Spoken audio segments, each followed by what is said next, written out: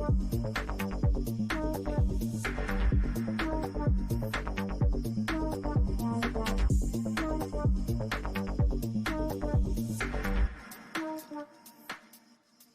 und herzlich willkommen zu einer weiteren Folge von Devs on Tape.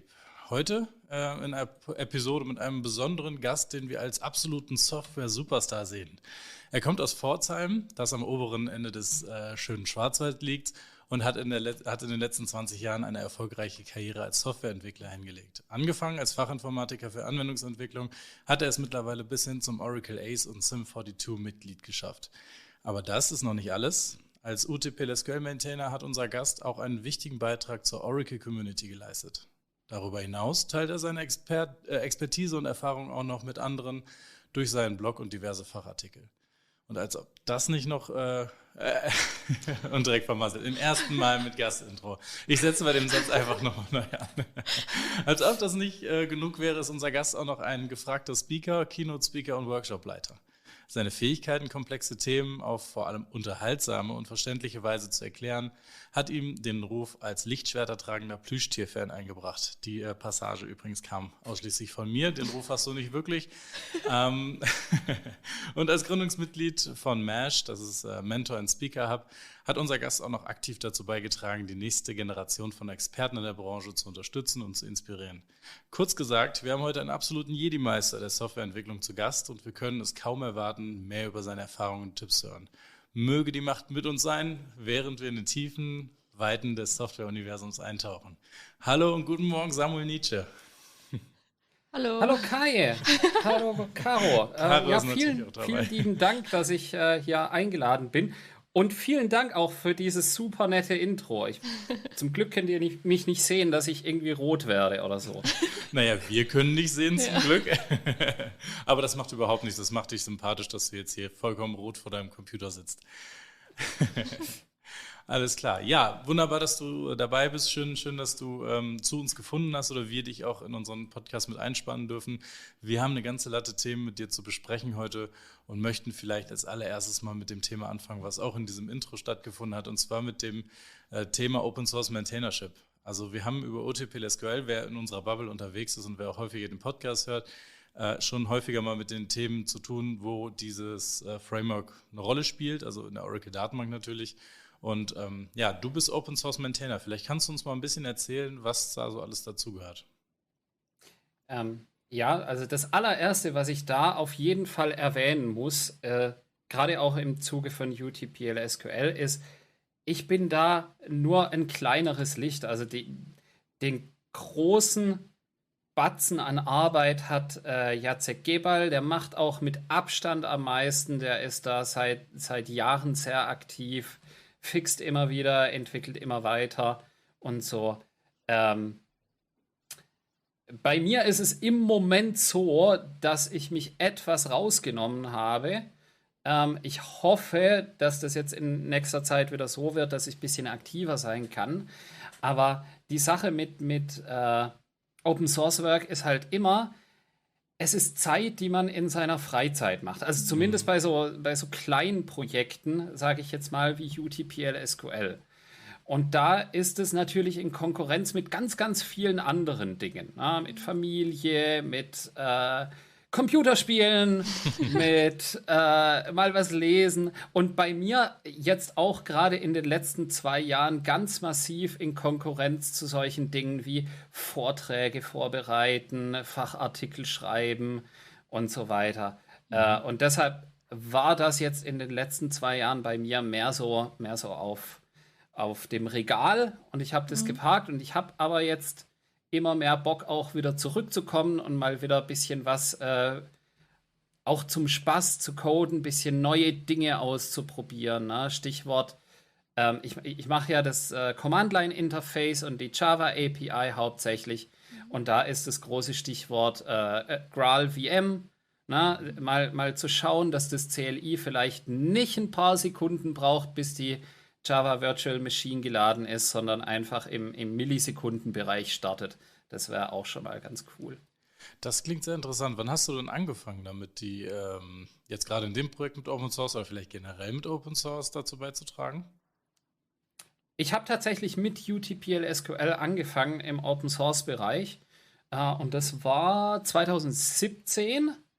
Und zwar war das, ich hatte einen neuen Job angenommen und sollte eine Schnittstelle zu einem SAP-System erweitern. Es war niemand mehr da, der das irgendwie kannte. Und für mich war klar, okay, ich kann das nicht ohne Sicherheitsnetz machen. Also bin ich gegangen und habe gesucht, okay, was gibt's denn im Oracle-Bereich, wo ich irgendwie automatisierte Tests schreiben kann. Bin dann über UTPL SQL gestolpert und habe dann direkt einen Bug gefunden. Auf Windows, ne? Weil wer betreibt schon Oracle auf Windows? Habe ich damals lokal mit Zeilenumbrüchen. Ne? So ein absoluter Klassiker. Kann man auch sehr, sehr schwer nur nachstellen. Und so bin ich mit Jacek und den anderen Teammitgliedern in Kontakt gekommen. Und ja, dann habe ich den selber gefixt tatsächlich, den Bug, einen Test dazu geschrieben, der das auch beweist, dass der gefixt ist. Und so bin ich eigentlich dazu gekommen. Und dann habe ich gesagt, ja, CLI, da gibt es zwar was, aber das braucht noch ein bisschen Arbeit. Ich kann Java, also warum nicht? Das war so mein Einstieg quasi. Und bis jetzt bin ich dabei geblieben. Und das, so ein Open-Source-Maintainer, der ernährt sich ja nicht von Luft und Liebe, sag ich ja. Du hast gesagt, du hast nebenbei noch oder was heißt nebenbei, hauptsächlich natürlich noch einen Job gehabt, mit dem du da zeitgleich gestartet hast. Wie ist das Gefühl denn, was bekommt man wieder von dieser Open-Source-Arbeit, die man tätigt? Also man weiß, dass man vermutlich ganz, ganz viele Leute damit erreichen kann und denen irgendwas auch einfacher machen kann. Aber ist es das allein, was einen dazu antreibt, Open-Source-Entwicklung durchzuführen? Also bei mir war das tatsächlich so, erstmal hatte ich selber ein Bedürfnis. Ne? Ich wollte das selber benutzen. Das ist immer eine ganz gute Antriebsfeder erstmal. Dann war das Team von UTPL SQL einfach super freundlich, super hilfsbereit. Und da hatte ich sehr, sehr schnell eine persönliche Schiene. Ne? Also Jacek ist auch nach wie vor ein sehr, sehr guter Freund von mir, inzwischen auch Arbeitskollege, zumindest noch bis Ende des Monats, weil ich ziehe weiter. Also da eine persönliche Komponente natürlich.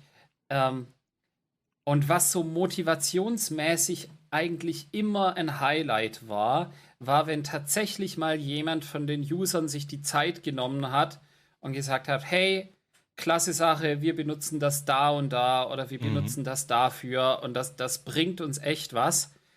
Das kommt leider nur sehr, sehr, sehr selten vor, aber wenn es vorkommt, dann ist es immer ein Riesen-Highlight, wo wir auch, was wir auch feiern in unserem Slack-Channel und so weiter. Das sollte man auf jeden Fall nochmal irgendwie auch weiter verbreiten, das Wort. Ne? Also, dass viele sehen solche Sachen, die kostenlos sind, als absolut gegeben an. Ja klar, ich finde, dass da und besser es funktioniert und erst dann melden bitte, wenn Bugs gefunden werden, aber wenn alles so funktioniert, wie es ist, da denkt keiner daran, da wirklich mal ein Feedback zu geben, was nicht irgendein Feature-Wunsch ist oder ein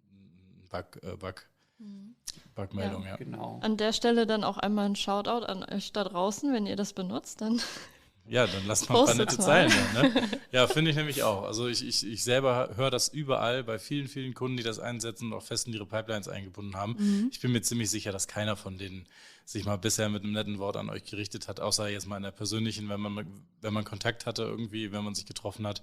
Deswegen finden wir es umso spannender, dass du heute hier bei uns bist. Klar, wir können das natürlich jetzt hier auch machen. Wir finden das toll, was ihr macht und danke, dass ihr sowas kostenlos zur Verfügung stellt, wofür wahrscheinlich andere Firmen auch Geld nehmen würden, wenn es als Produkt erscheinen würde.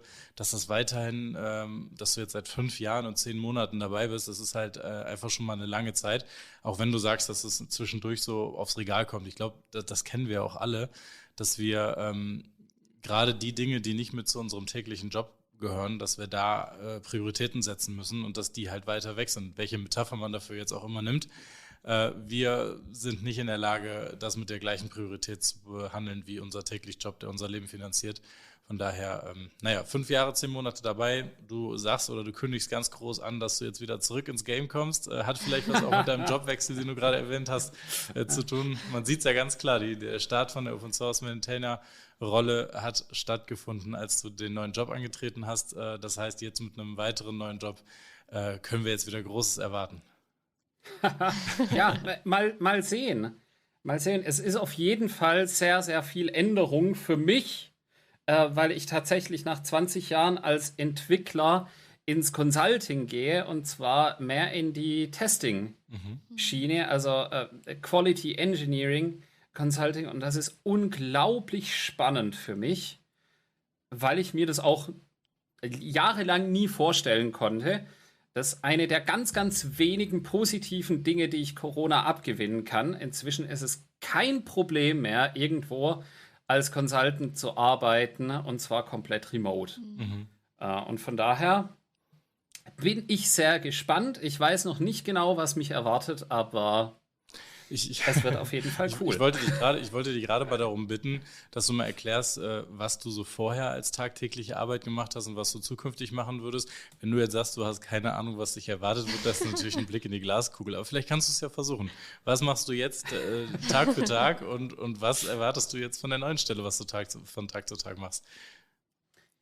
Also im Moment besteht mein Tag vor allem daraus, erstmal E-Mails zu checken, mal zu schauen, haben wir irgendeinen dringenden Production-Issue, den ich mir gleich anschauen muss.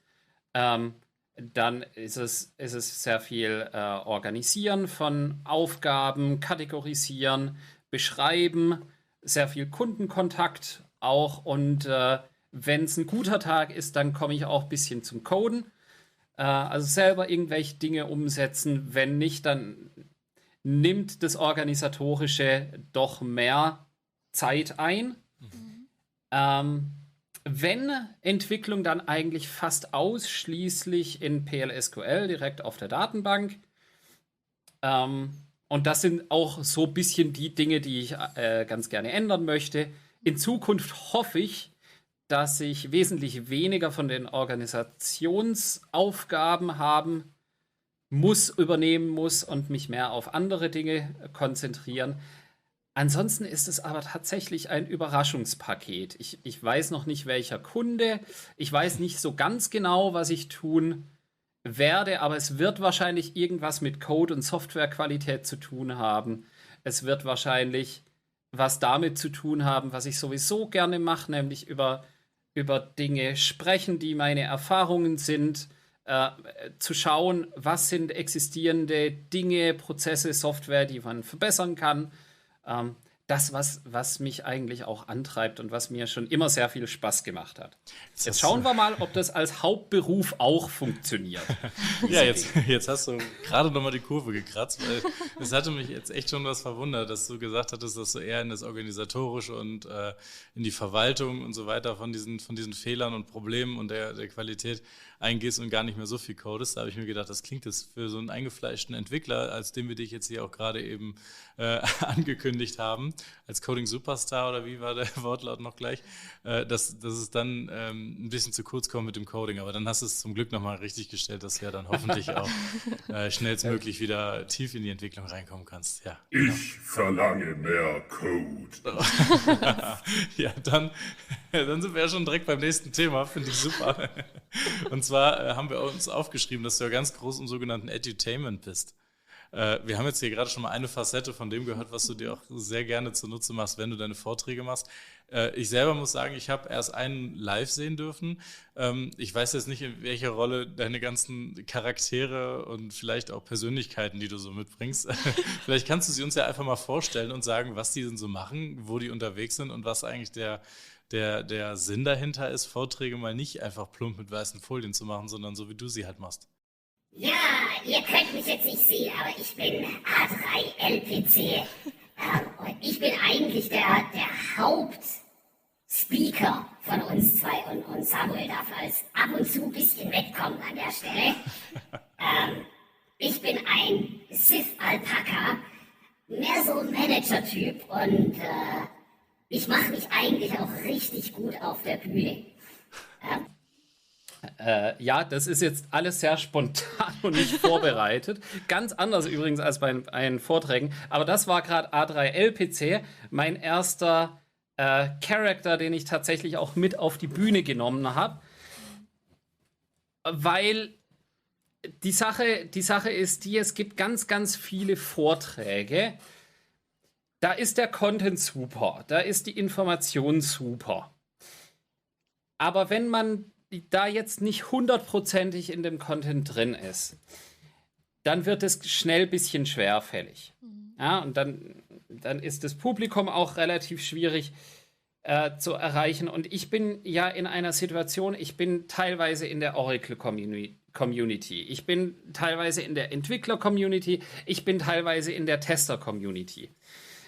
Das heißt, ich bin zwischen ganz vielen Stühlen und deshalb war es mir wichtig, auch einen Weg zu finden, wenn ich einen Vortrag halte, dass jeder wirklich da auch mit was rausgeht und sagt, hey, also zumindest war es lustig. Zumindest hat es Spaß gemacht. Das ist ein super Anspruch, den man schon mal vorwegsetzen kann, ja. Ja, finde ich cool. Nee, cool. Also du sagtest ja gerade auch schon, dass du besonders Wert darauf legst, dass es unterhaltsam ist und dass du im Gegensatz zu den Ausschnitten, die wir jetzt gerade mal kurz von A3LPC hören durften, super vorbereitet bist. Du schreibst also Skripte, deine ganzen Charaktere helfen dir dabei oder? Genau. Also ich habe sehr, sehr viel Vorbereitungszeit für jeden Talk. Deshalb würde ich das jetzt im Moment auch nicht als Beruf machen, weil das wäre ein absolutes Drauflegergeschäft. Aber der Fakt ist, mir macht es Spaß. Und ich denke dann immer, wenn ich ein neues Thema bearbeite oder wenn ich einen neuen Talk schreiben will, dann denke ich tatsächlich in Szenen. Und Szenen alleine ist immer ein bisschen schwierig. Deshalb kam ich irgendwann auf die Idee, hey, okay, lass mich doch einen Partner nehmen und am besten für mich, der sehr detailverliebt ist, der sehr gerne vorbereitet und sehr gerne sehr viel übt davor, ist ein Partner, den ich zu 100% kontrollieren kann, nicht das Schlechteste. Und jetzt erfahren wir, wer dieser Partner ist. Das bist du selbst, oder? Ja, genau. Also ich schreibe halt quasi Skripte, tatsächlich zwischen A3LPC und mir oder zwischen... komm mal rüber hier. Hi, ich bin Kevin. Bisschen hyperaktiv und ein Entwickler. Für die mich nicht sehen können, also alle, ich bin ein Pork aus Star Wars. Schon ein kleiner, lustiger Vogel. Ja, und genau dieser Vogel wird auch ganz gerne von Wookiees gegessen. Ich bin an dieser Stelle der Datenbank-Wookie. Und ihr seht schon, auf diese Art und Weise habe ich viel, viel mehr Möglichkeiten, auch Szenen darzustellen, Szenen zu spielen und tatsächlich auch verschiedene Charaktere miteinander interagieren zu lassen. Ich schreibe dann die Skripte und ich nehme das dann vorher auf und packe das alles in meine PowerPoint-Präsentation rein. Und dann ist es nur noch ein bisschen üben, dass ich an der richtigen Stelle tatsächlich klicke. Nur ein bisschen spielen. Wie schaffst du das jetzt mal technisch gesehen? Das interessiert mich jetzt gerade eben, nachdem wir auch vor diesem Podcast hier ein bisschen mit der Technik zu kämpfen hatten. Wie schaffst du das, wenn du auf irgendeiner Bühne irgendwo deinen Vortrag hältst, dass du da mit den verschiedenen Stimmen zurechtkommst? Hast du da selber Hardware bei dir oder ist das jedes Mal Abstimmung oder? Nein, das ist alles voraufgezeichnet, in die Präsentation mit eingelegt und ich spreche nur mich selber auf der Bühne. Mhm. Ich dachte, du bist jetzt ein Performance-Künstler, der an der Hosentasche auf Knöpfe drückt und dann, okay. Nee, das mache ich nicht. Also PowerPoint ist da tatsächlich mein Freund, weil das unglaublich mächtig ist. Bisher hat es gereicht. Manchmal hat es so ein paar Dinge, wo ich merke, okay, da komme ich an meine Grenzen. Aber dann muss ich halt ein paar Dinge erst zusammenschneiden und dann einbinden in die Folie oder sonst was. Das stellt mich übrigens immer ein bisschen vor Herausforderungen, wenn es dann heißt, ja, bitte die Folien hochladen. Ja, kann ich schon machen. Die bringen halt nur nicht so viel, weil da fehlt natürlich dann ein expliziter Teil dazu. Das ist echt Wahnsinn. Wie viel Arbeit steckst du da rein? Was sagst du, wenn du das überschlagen müsstest, wenn du einen neuen Vortrag angehst, wie viel Zeit rechnest du ein? Das kommt drauf an. Also ich hatte letztes Jahr eine Keynote, auf die habe ich mich ein Jahr lang drauf vorbereitet. Also wirklich ein ein Jahr lang immer wieder weiterentwickelt, immer wieder geschaut, kleine Details geändert und so weiter. Der Hauptvortrag mit A3LPC, würde ich sagen, hat ungefähr so 120 Stunden Vorbereitung gebraucht. Krass. Also eben, es lohnt sich nicht, wenn man das unter dem Aspekt machen würde, ja, was bringt's mir denn, ne? Wie ist das Zeit-Leistungs-Verhältnis? Aber es macht mir Spaß. Und das habe ich auch gelernt, das unterscheidet mich so ein bisschen von anderen Speakern. Mir macht das Präsentieren unglaublich viel Spaß, aber mir macht auch die Vorbereitung unglaublich viel Spaß. Und das ist nicht bei jedem so. Und das ist auch total in Ordnung. Deshalb sage ich auch immer, hey, ihr müsst das nicht so machen. Macht das, wenn euch das Spaß macht. Weil wenn es keinen Spaß macht, dann macht lieber was anderes. Weil das lohnt sich sonst nicht an der Stelle. Das macht natürlich auch dann Sinn, wenn man weiß, also du hältst wahrscheinlich nur noch solche Vorträge, oder? Dich wird man wahrscheinlich nicht beeindrucken können, mit normalen Folien dich vor ein Publikum zu stellen und ein Thema ganz normal vorzustellen, oder? Also ich bin schon beeindruckt von anderen Menschen, die das machen. Muss ich an der Stelle auch sagen, ich schaue mir ganz gerne auch immer andere Vorträge natürlich an. Und ich denke jedes Mal, oh Mann, der macht das so gut. Ich könnte das nie. Und es ist auch tatsächlich so, weil manche Dinge, die kann ich einfach nicht so gut. Ja, irgendwie spontan jetzt zu irgendeinem Thema einen Vortrag daraus stricken, das ist überhaupt nicht meins. Da bin ich auch nicht gut. Mal angenommen, du möchtest auf eine Konferenz gehen und möchtest da Themen präsentieren und du hast so ein Potpourri aus ein paar Präsentationen, oder du musst mehr als einen Vortrag einreichen, um auch sicherstellen zu können, dass eines dieser Themen, die du da behandeln möchtest, angenommen wird. Was passiert, wenn du mehr als einen Vortrag angenommen kriegst? Mache ich nicht mehr. Ah, ja, gut, okay. Ganz ehrlich, mache ich nicht mehr. Gute Entscheidung. Weil, nein, also auch bei der Vorbereitung, auch beim Abstrakt, ich bin jemand, der sehr viel Zeit da investiert. Das können auch mehrere Stunden sein für so ein Abstrakt. Wenn der genommen wird, dann ist okay. Wenn er nicht genommen wird, dann ist auch okay. Dann halt nicht. Aber das hatte ich einmal zu Beginn gemacht, bei irgendeiner DOAG oder so, wo ich dann, bei einer Apex Connect, wo ich dann plötzlich 2 Vorträge hatte. Und dann habe ich noch gesagt, okay, ich mach noch so ein Spontan-Dingens in der Chill-Out-Zone. Das war sehr stressig. Es war eine coole Erfahrung, aber es war sehr stressig. Und da habe ich dann auch gesagt, nee, lass mal. Du wirkst ja sehr, sehr routiniert auch, was das angeht. Du hast ja das genau geplant, du weißt das, du bist schon so, ich sage jetzt mal nicht so abgebrüht, dass du sagst, naja, ich reiche ein Abstract ein und wenn der nicht angenommen hat, ja, deren Pech. Also übersetze ich das mal. Das kommt bestimmt auch dadurch, dass du, ich habe es auch in einem Intro genannt, dass du auch Founding- und Core-Team-Member von einem MASH-Programm bist. Wenn man da jetzt mal so durchliest, was da so passiert und was ihr da macht, heißt es, dass ihr andere Leute dabei unterstützt, andere Menschen dabei unterstützt, um Public Speaker zu werden. Kannst du uns ein bisschen mehr über das Programm erzählen?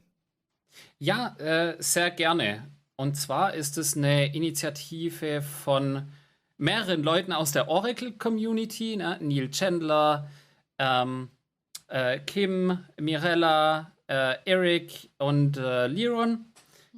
Und wir haben einfach längere Zeit festgestellt, okay, irgendwie sind es immer die gleichen Leute, die präsentieren. Es fehlen so ein bisschen neue Gesichter.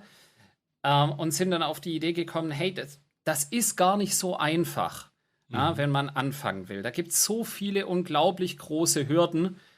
Jetzt mal vom Persönlichen abgesehen, überhaupt sich zu überwinden, da von Publikum zu stehen, sind es ja auch andere Dinge. Man muss ein Abstract schreiben, man weiß nicht, wie das geht, es steht nirgendwo richtig gut, dann ist jede Konferenz anders, dann weiß man nicht genau, wie muss ich das machen, wo finde ich überhaupt Konferenzen, wie gehe ich an ein Thema ran. Und deshalb haben wir gesagt, okay, wir probieren das aus, wir machen das, wir ziehen eine Webseite hoch, wir machen da ein bisschen einen Prozess, wo wir wirklich Neulinge unterstützen möchten, die gerne Public Speaker werden möchten, aber die einfach ein bisschen Hilfe brauchen. Und für mich war das ganz klar, dass ich da dabei sein möchte, weil ich weiß das noch sehr gut. weil es noch gar nicht so lange her ist, dass ich meinen ersten Vortrag gehalten habe. Das war, glaube ich, 2018 bei der DOAG. Und damals hat mir Sabine Heimsath unglaublich geholfen, einfach nur, indem sie da war, indem sie verfügbar war und ich einige Fragen stellen konnte. Ja, und das hat mir dann schon unglaublich viel Sicherheit gegeben und hat mir gereicht, wirklich diese ersten Hürden zu nehmen. Und das möchten wir so ein bisschen professionalisierter anbieten. Im Prinzip kann man ein Formular ausfüllen, wo man so ein bisschen sagt, seine Wünsche, die man hat, was das Ziel ist. Dann haben wir ein Gespräch und schauen nochmal, okay, wie können wir der Person helfen? Manche brauchen auch einfach, manche sagen, hey, ich möchte einfach nur eine Community, wo ich Abstracts reinstellen kann, die bewertet werden oder wo ich mal einen Probetermin ausmachen kann.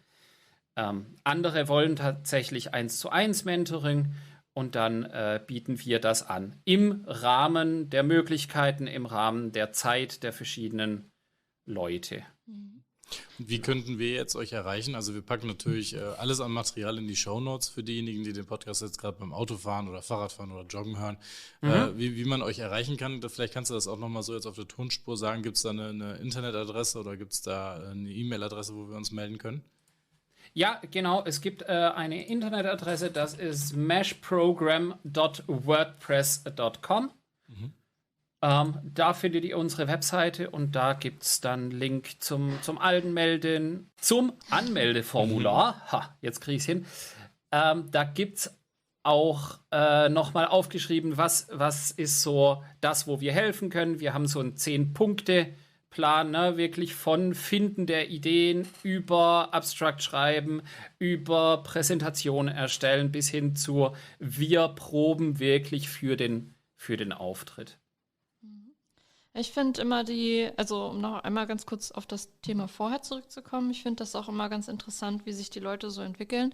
Und da wollte ich dich einfach mal fragen, wie lange hat das bei dir gebraucht oder gedauert, bis du deinen Stil gefunden hast? Also ging das ganz schnell, dass du direkt gesagt hast, ich bin eigentlich nicht so, wie du schon meintest, nicht so der weiße Folienmensch, sondern ich möchte da so ein bisschen mehr Story und Geschichte reinbringen? Oder hat sich das einfach noch entwickelt? Also das hat sich definitiv entwickelt, aber Geschichten erzählen wollte ich immer schon. Ne? Also auch mein allererster Vortrag hat so ein bisschen die Struktur von einer Geschichte. Ich habe das damals unterteilt in verschiedene Kapitel und wirklich auch Chapter so und so drüber geschrieben, weil mir das einfach Spaß macht. Das gibt für mich den Flow. Das ist was ich erzählen kann, da kann ich mich entlanghangeln. Also das war immer schon da. Aber jetzt tatsächlich, dass ich sage, hey, ich mache das mit meinen Stofftieren und so weiter, das hat sich erst entwickelt. Und da kommt dann eine Idee zur anderen und dann probiere ich das mal aus und dann ist das ganz lustig und dann mache ich das auch einfach. Ich hatte so ein Schlüsselerlebnis zu dem Thema Public Speaking, was mir zumindest gezeigt hat, ich bin ein Vorbereitungstyp. Und zwar war das ein, wie hieß denn das? Irgend so ein Coding-Format mit Stephen Feuerstein damals. Und da wollten wir ein bisschen UTPL SQL vorstellen. Und jeder hatte so seinen Part, ich auch. Und ich dachte, ja, okay, ich weiß so ungefähr, was ich da sagen will und was ich da reden möchte. Dann hatten wir Generalprobe mit Steven und es hat einfach komplett ausgesetzt bei mir. Fremde Sprache, ich habe nur rumgestottert, ich wusste nicht mehr, wo mein Faden ist. Ich habe 3-mal so lang gebraucht, wie mein Zeitslot war und so weiter. Und Steven meinte dann nur, ja, vielleicht übst du noch mal bis zum Live-Dance. Und da war für mich dann klar, okay, so funktioniert das nicht. Ich muss das anders machen und das war dann auch, wo ich wirklich massiv angefangen habe. Ich schreibe mir Skripte, ich lerne Dinge auswendig, gerade zu Beginn, die ersten paar Sätze. Und dann habe ich das auch in den Griff bekommen. Und das Live-Dingens war dann sehr, sehr viel besser und flüssiger. Und darauf habe ich auch aufgebaut. Beruhigend zu hören, dass es dann sich umsetzen ließ und dass du da eine gute Leistung abliefern kannst. Super. Wie weit bist du entfernt davon, deine Vorträge auch als, ich nenne es jetzt mal, High-Quality-Production auf YouTube zu bringen? Ich meine, du hast sowieso schon die Slides, die Tonspuren von deinen Tierchen und da fehlt dir eigentlich jetzt nur noch der Teil, dass du deinen Part richtig mit einsprichst. Ist eine Idee, aber da habe ich ja wieder kein Publikum. Ja, und ich genieße es wirklich, auf der Bühne zu stehen. Ja, auch das musste ich erst rausfinden und auch erst lernen. Und bei den ersten Vorträgen war das mehr so, oh mein Gott. Aber ich genieße es tatsächlich. Ich bin gerne auf der Bühne und ich habe das extrem gemerkt in dem Jahr, als Corona losging mit den vielen Online-Konferenzen. Da habe ich tatsächlich, glaube ich, 10 oder 12 Vorträge gemacht. Das war auf der einen Seite cool, aber auf der anderen auch unglaublich anstrengend. Und ich habe gemerkt, hey, mir fehlt total was. Ja, und gerade die Keynote, die ich jetzt letzten November hatte in Potsdam bei den Agile Testing Days, das würde sich so nicht unbedingt als Video machen lassen, weil ich bin da erst nicht auf der Bühne, dann kommt erstmal A3L-PC im Spotlight, dann komme ich später mit Lichtschwert auf die Bühne und wir haben einen kleinen Kampf. Ich schleudere übrigens da tatsächlich auch A3L-PC mit der Macht ins Publikum. Das sind alles Dinge, das geht halt nur auf der Bühne. Das stimmt, und nicht im Video. Ja, sehr cool. Und im Rahmen deiner Tätigkeit bei dem MASH-Programm, wie tief geht das? Also coacht ihr dann quasi oder möchten das Leute dann auch, dass man sie coacht in die Richtung, dass sie dann eben ihre Passion innerlich dann eben auch finden für sich? Also dass sie ihren Präsentationsstil finden, dass sie herausfinden, sind sie überhaupt, mögen sie das überhaupt, auf die Bühne zu gehen, oder ist das tatsächlich mehr das Ziel, einen Vortrag zu halten und das gut und natürlich für die Person schön über die, ich sag jetzt mal, Bühne zu bringen, dass man dort angenommen wird bei der Konferenz etc.? Also in der Regel die Menschen, die auf uns zukommen, die haben zumindest schon mal den Wunsch, dass sie gerne mal einen Vortrag halten möchten. Ich hatte da eine ganz vorsichtige Anfrage, wo ich sofort gesagt habe, nee, das machen wir nicht, wo ein Unternehmen gesagt hat, ja, das ist ja voll toll, dass ihr das macht, wir haben viele Mitarbeiter, da fänden wir das gut, wenn die Vorträge halten würden. Okay. Ich sage, nee, wenn ihr das gut fändet, dann bezahlt doch bitte einen professionellen Coach, um das zu machen. Also wir arbeiten wirklich aus der Perspektive, wir möchten Leuten helfen, die das von sich aus möchten erstmal. Okay. Und da geben wir Hilfestellung. Und meistens ist es dann so, wenn die den ersten Vortrag gehalten haben, dann wissen sie, ist das was für mich? Hat es Spaß gemacht? Ist es gut oder eher nicht? Und dann ist es ganz, ganz individuell. Normalerweise ist die Idee, wir begleiten bis zum ersten Vortrag, vielleicht ein bisschen darüber hinaus. Und dann ist aber gut, aber wir würden das immer eher so machen, hey, wir glauben echt, du hast es drauf jetzt, ne? Du hast die ersten Hürden geschafft, du kannst das jetzt. Ne? Du brauchst uns nicht mehr unbedingt. Wenn du Feedback willst, dann komm gerne immer auf uns zu, aber du kannst jetzt fliegen. Ne? Breit deine Flügel aus und leg los. Oh, das sind beflügelte Worte. Mensch, Wahnsinn. Nee, ich finde das toll, dass auch das ist ja fast Name-Dropping, was du hier machst, mit welchen interessanten Menschen du zusammenarbeitest, und auch die beim MASH-Programm teilnehmen oder die da mithelfen, das sind ja alles bekannte Speaker, oder das sind ja alles welche, die man überall auf der Welt auf Konferenzen sehen kann. Das finde ich toll, dass sowas auch frei für jeden möglich ist. Jetzt hast du gerade gesagt, es muss jemand sein, der für sich selber das gerne möchte und dem hilft man dabei. Gibt es auch schon mal den Fall, dass jemand sagt, ich muss jetzt, also will ich, also helft mir bitte? Hatten wir tatsächlich noch nicht an der Stelle. Wäre das aber was, wo ihr auch unterstützen würdet? Also es ist ja nicht direkt jemand, der sagt, ich möchte zum Speaker werden, sondern es ist jemand, der sagt, ja, ich muss mein Arbeitsergebnis auch jetzt mal zeigen. Ich muss es auch präsentieren. Es ist nicht genau aus meinem Wunsch heraus entstanden, aber ich möchte es so gut machen wie nur irgendwie möglich. Also hatten wir tatsächlich, wie gesagt, auch nicht. Wir haben zumindest schon immer so ein bisschen, dass die Person das will. Das kann ja auch sein, ich will das, um mich zu verbessern auf der Arbeit. Das ist ja auch völlig legitim. Na, also Speaker sein ist ja tatsächlich, das bringt dir ja auch was für deinen Job. Das bringt dir was an ganz vielen Stellen.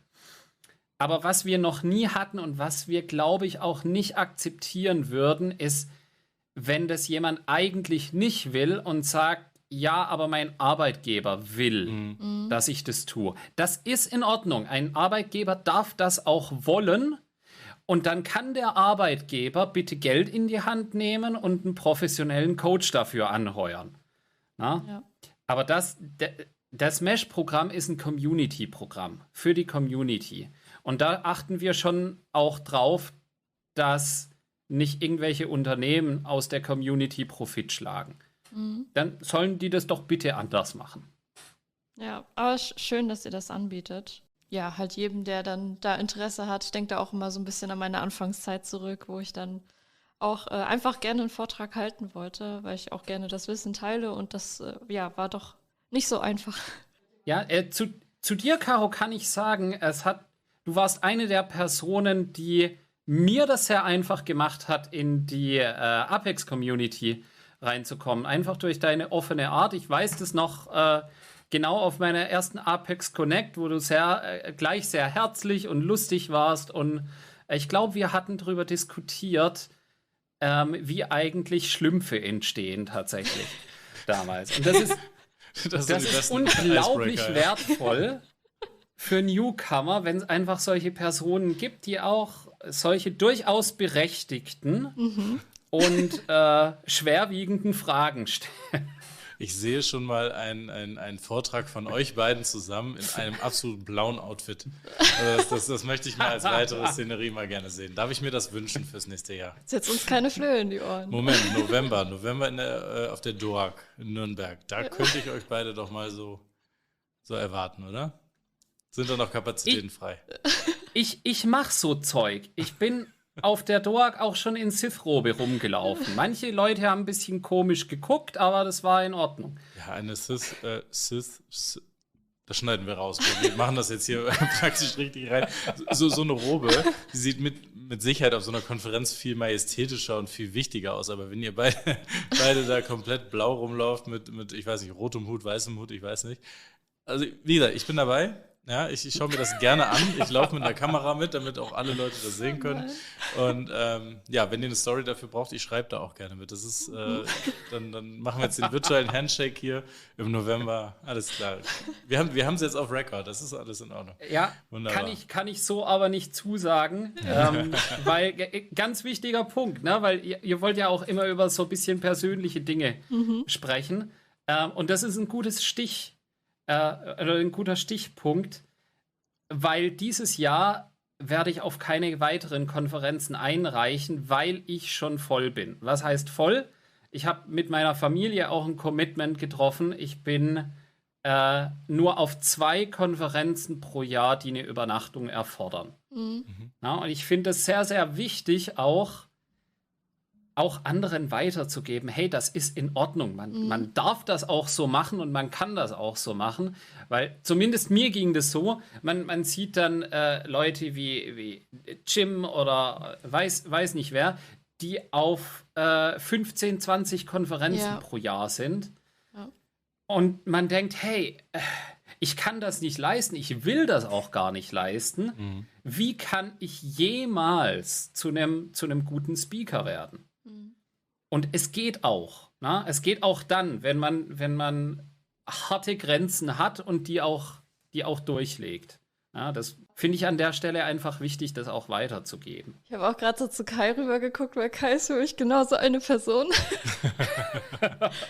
Er geht hier auf Konferenz, da in Norwegen, dort in Deutschland auf 2, 3, dann in Amerika. Und ich denke mir auch, ich wäre auch gerne Teil davon, aber die Zeit kann ich einfach nicht aufbringen.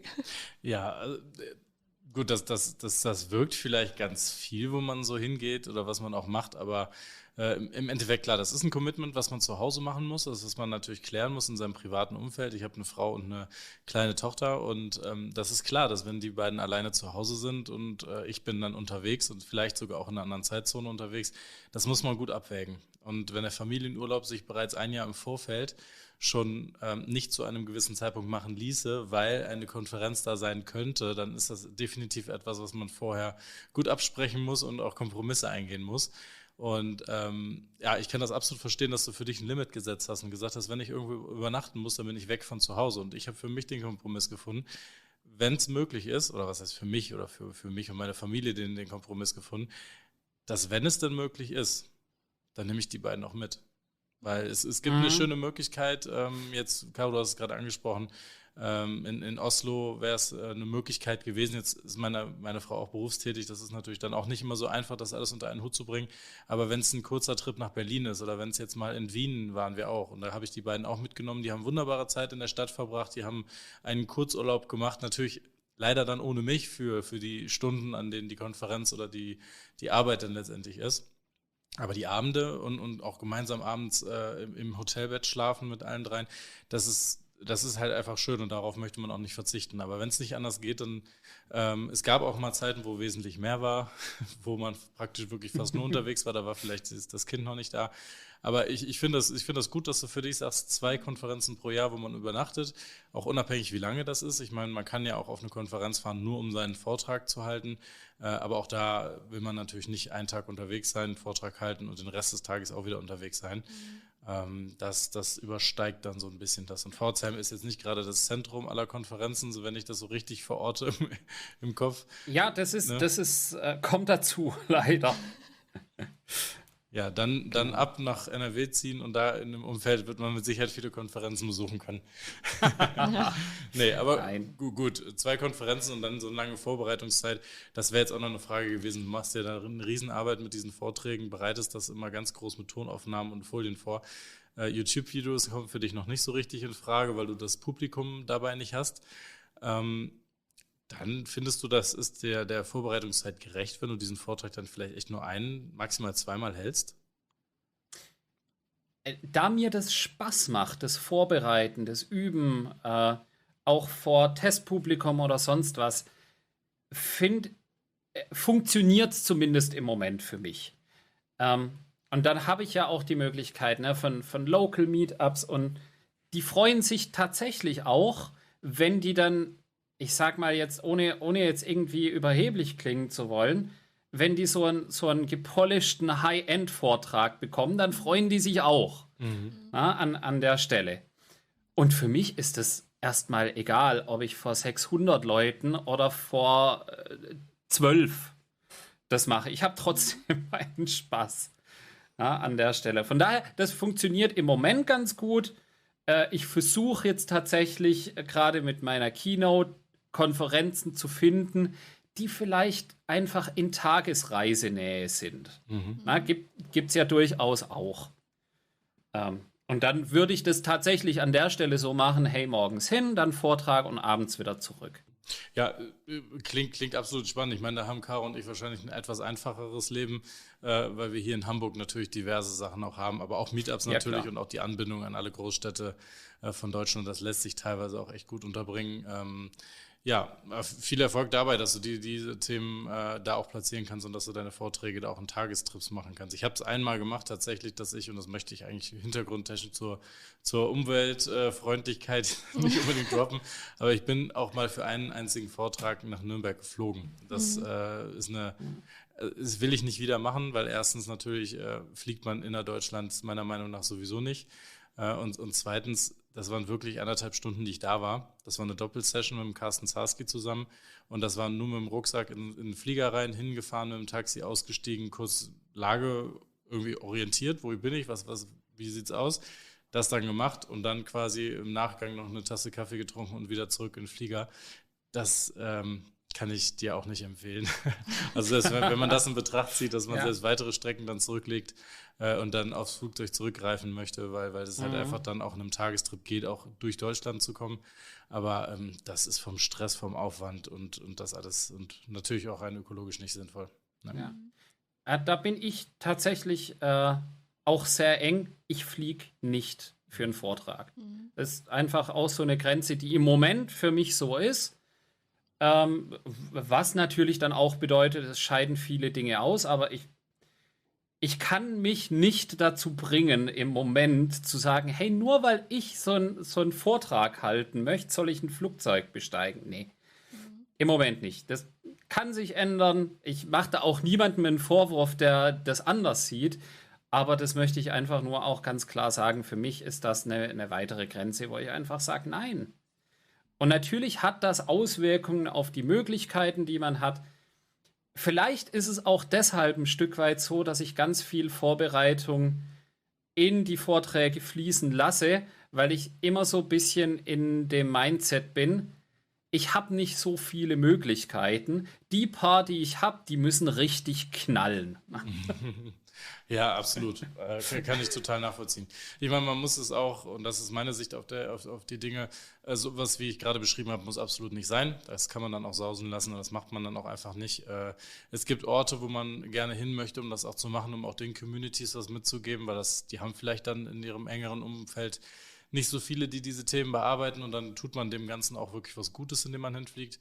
Und dann wägt man halt ab. Also Innerdeutschland ist für mich auch grundsätzlich mit der Bahn zu machen, weil das ist das Sinnvollste und das ist das Angenehmste und man kann währenddessen halt auch noch was machen. Das ist am sinnvollsten in meinen Augen. Aber wenn man jetzt mal hier alleine von Hamburg bis nach Oslo die Strecke sieht, die Odyssee habe ich jetzt durch, die Planung davon. Ich habe wirklich alle Wege versucht zu suchen, wie man da jetzt am besten hinkommt, weil es ja auf der Karte eigentlich gar nicht so weit auseinander liegt. So, und dann sieht man aber, nimmt man den Zug, ist man knapp 20 Stunden unterwegs, weil man dann über Dänemark, Schweden, dann hoch nach Norwegen fährt. Mit dem Auto ist man 10 Stunden unterwegs und setzt mit dem Auto dann auch noch auf ein Schiff auf und fährt mit dem Schiff darüber. Das ist auch nicht besser. Ja. Und dann ist es letztendlich dazu gekommen, dass man dann Flug gewählt hat, weil da ist die reine Flugzeit und das alles dann nicht so hoch. Und das Ganze dann fürs Gewissen, am meisten wahrscheinlich fürs Gewissen, auch noch kompensieren, indem man dann sagt, man nimmt die Strecke und geht dann hinterher auf so eine Plattform und kompensiert diesen Flug dann, damit zumindest dann auch im gleichen Maße was für die Umwelt getan wird, was man da gerade auch Schlechtes für die Umwelt tut. Da gibt es dann halt einfach nicht die andere Möglichkeit hinzukommen. Ich habe alles versucht, so, ja, und Amerika ist auch so ein Ding. Ich müsste mich praktisch jetzt auf so einen Tanker stellen und damit rüberfahren nach Amerika und auch das wäre wahrscheinlich nicht so das tolle Image, wenn man auf einem Öltanker fährt, um über den Teich zu kommen. Ist die Frage, ob man dann unbedingt einen Vortrag dort halten muss, das sehe ich genauso wie du, das kann man dann auch eigentlich lassen, wenn man das im Blick behält, aber ich finde, wenn man das kritisch hinterfragt und nicht alles macht und nicht immer macht, finde ich, ist das eine Sache, die man durchaus ansehen kann. Vor allem, weil eigentlich jeder deine Vorträge sehen muss. Da müssen wir jetzt noch mal ein bisschen Honig ums Maul schmieren. Das ist ganz im Ernst immer so eine Sache. Man sieht Vorträge, wo sich nicht viel drauf vorbereitet wird oder wo inhaltlich oder die Speaker sind so gut, dass die das super schaffen, so einen Vortrag rüberzubringen und frei zu sprechen und auf so Slides dann nur die wichtigsten Kerninformationen zu zeigen. Und die machen so einen 45-Minuten-Vortrag fast ausschließlich aus ihrem Repertoire an Erfahrung. Ja? Und dann auf der anderen Seite gibt es jemanden, der setzt sich vorher hin und schreibt ein Skript, macht aufwendige Darstellungen, nimmt die ganzen Tonspuren auf, schneidet das, probt das so viele Male, nur um denjenigen, die dann in so einem Saal sitzen und sich das angucken für 45 oder vielleicht 90 Minuten, um denen ein so gutes Erlebnis wie möglich zu machen in dieser Zeit. Ja, dann finde ich, ist es wert eigentlich, das so vielen Menschen wie nur irgendwie möglich zu teilen. Ja, danke schön an der Stelle. Sag's Konferenzorganisern. Ich bin immer bereit. Ne? Also schreibt mich an. Hallo, wir hätten dich sehr gerne. An dem Punkt bin ich nämlich tatsächlich noch nicht. Das wäre so ein kleines persönliches, das würde mir gut tun, das würde mir gefallen. Wenn direkte Anfragen kommen, Genau. Sprich doch mal bei uns. Ja, aber dazu, Samuel, da sind wir ja auch wieder an der Stelle, wo es wieder um YouTube geht, ne? Wenn du deine Inhalte vernünftig teilst. Nein, die Arbeit ist reingeflossen, es ist ja auch erledigt und es ist gemacht und vielleicht kann man ja dann so einen Vortrag, der eigentlich in der Schublade liegt mit, ich wollte gerade sagen, Klarsichtfolien oder Overhead-Projektorfolien, die da aber alles parat liegt und eigentlich nicht mehr so in dem Format vorgetragen wird, wenn man das ein halbes Jahr später vielleicht als YouTube-Video rausbringt, damit es einfach bis in alle Ewigkeiten auch verfügbar ist, dann, glaube ich, kriegt man auch die entsprechende Publicity, dass sich diejenigen das vorher auch angucken können, was du so für Sachen machst. Und wenn man sich das noch mit einer jede Menge raucht, das ist vielleicht auch noch so eine Kulisse, die du noch aufbauen kannst in deinen Vorträgen, das so richtig mit einer Nebelmaschine und dann noch mit Soundeffekten und fliegenden, ach komm, wir sollten mal sprechen. Hatten wir alles im November. Dass du da einfach ein bisschen die Sichtbarkeit erhöhst, dann kommen damit sicher die Anfragen von ganz alleine, bin ich fest überzeugt. Ob wir die Apex Connected nach Pforzheim kriegen, wage ich jetzt keine Prognose irgendwie zu treffen, aber vielleicht gibt es ja andere Möglichkeiten. Online ist ja auch nicht so deins, hast du gesagt. Das kann ich absolut nachvollziehen. Aber dann bleibt halt nur noch der Umzug. Ihr seid wieder in Brühl, ne? Nee, dieses Jahr sind wir in Berlin. Anfang ja Mai gut, das ist natürlich noch schlechter, ne? Ja, für Hamburger nicht. Wir müssen nicht so weit fahren, Ja, aber genau. ja, für dich unten leider schon. Also eben, wenn auch die Apex Connect wieder irgendwie weiter Richtung Mitte oder Süden ist, dann würde ich das mir tatsächlich auch überlegen. Auch für nur einen Tag hinfahren, Vortrag, ein paar Leute treffen. Weil natürlich die Apex Connect hat schon auch einen speziellen Platz in meinem Herzen. Das war eine meiner ersten Konferenzen als Speaker, war die zweite.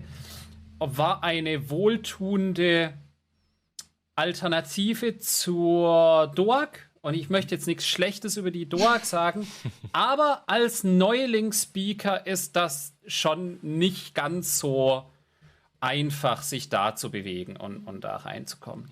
Jetzt auf der wir sprechen jetzt von der großen DOAG K&A-Ausstellung. Genau. Ne? Die Apex Connect ist ja auch Teil der DOAG an sich, aber ja, kann ich gut nachvollziehen. Wir hatten ja auch mit als erstes, glaube ich, bei der DOAG, bei den Konferenzen, die es so gibt, auch dieses Mentorship-Programm auch mit dabei, wo wir gesagt haben, dass neue Speaker auch durchaus einen Mentor in die Hand kriegen können, wo dann 1:1 zugewürfelt wurde. Also wo gesagt wurde, es gibt hier jemanden, der kommt aus der Ecke, die Branche, das. Gibt es jemanden von uns, und haben wir uns alle freiwillig auch gemeldet, dass wir Mentoren sein können für diese Konferenz, haben wir einzelne Personen zugespielt bekommen, mit denen wir dann zusammen an dem Vortrag gearbeitet haben. Das finde ich, ist etwas, was die Apex Connect ganz besonders gut macht. Sollte man auf jeden Fall auch auf den anderen Konferenzen auch so teilen. Aber ich habe alles notiert, ich nehme alles natürlich mit, desto weiter im Süden, desto höher die Wahrscheinlichkeit für Samuel. Wir schauen, wie du dich weiter machst, und vielleicht kommt ja dann irgendwann mal eine Anfrage, aber auch dann bitte nur mit Flugzeugen, Nebel und Laserschau. Ja, auf jeden Fall. Das sind die Minimalanforderungen, die ich jetzt Quatsch, also ich mache das auch so, das funktioniert auch ohne den ganzen Hackmack. Aber es ist natürlich schön, wenn man tatsächlich Nebel Samuel, das hat. hast du jetzt auch falsch verstanden. Das war eine Forderung von uns an dich. Ach so. Ja, okay. Okay, dann nehmen wir das als Vereinbarung einfach so mit. Ich glaube, wir sind komplett an dem vorbeigegangen, was wir vorher geplant haben an Inhalt, aber ich fand das Gespräch wirklich absolut angenehm. Wir sind jetzt auf der Zeit angekommen, wo ich sage, das war ein schönes Gespräch, das war wunderbar, wir haben tolle Themen besprochen, wir haben viel über dich gelernt. Alle Informationen zu dir, zu den Repositories, hätte ich fast gesagt, oder zum UTP SQL Repository, zu deiner Open Source Maintainership-Rolle und auch zum Mesh-Programm hinterlegen wir natürlich in den Shownotes. Wir versuchen auch nochmal im Nachhinein alle Namen, die du so hier gedroppt hast, nochmal mit zu verlinken, damit alle was mitkriegen davon, dass du darüber gesprochen hast. Und ich für meinen Teil, für mich war das Mesh-Programm ehrlicherweise was Neues, muss ich ehrlich sagen. Okay. Das habe ich vorher noch nicht gesehen. Bin ich noch nicht aufmerksam drauf geworden. Vielleicht ist das jetzt gerade der richtige Weg, um das einfach bekannter zu machen. Ich glaube nicht, dass ihr zu wenig zu tun habt, aber ich finde, das ist ein sehr ehrenwertes Programm, was ihr dann ins Leben gerufen habt. Und wenn man dazu beitragen kann, lasst es uns einfach gerne wissen. In diesem Sinne teilen wir es jetzt und bringen es einfach raus, dass ihr da ein bisschen mehr Reichweite bekommt und ja. Genau. Ich würde sagen, vielen Dank für die Teilnahme am Podcast. Vielleicht möchten deine Nebencharaktere sich auch noch einmal äußern. Hier, die sind ja ein bisschen wenig zu Worte gekommen. Nicht, dass sie dir gleich die Hölle irgendwie da gefrieren lassen zu Hause, wenn der Podcast dann ist. Ja, selbstverständlich, weil Mesh-Programm haben wir besprochen und alles. Aber was ist mit unserer Webseite? Developer-sam.de, ganz, ganz wichtig, unbedingt drauf und überhaupt, da bin ich auch übrigens zu sehen an der Stelle. Ah ja, A3LPC. War nett mit dir gesprochen zu haben, super. Ja, war auch richtig toll, euch kennenzulernen. Ich hoffe, wir sehen uns irgendwann in einem Vortrag. Ich finde das so toll an der Stelle mit den ganzen Datenbanken und so weiter. Ich weiß da ja nicht so viel drüber, aber das ist immer wieder toll, da neue Dinge zu lernen an der Stelle. Kannst du vielleicht einfach mal ruhig sein an der Stelle? Danke. Ich glaube, ich habe meinen Favoriten tatsächlich gefunden. Der Wookie, der erinnert mich auch an irgendjemanden in meinem privaten Umfeld. Ich bin mir gerade nicht sicher, ich gehe dem Ganzen auf die Spur. In diesem Sinne, vielen Dank, Samuel und Gefolgschaft, Alter Ego und weitere Persönlichkeiten, wie auch immer. Danke dir, Caro, und ich wünsche euch einen angenehmen Tag. Ja, danke gleichfalls. Ja, vielen Dank euch.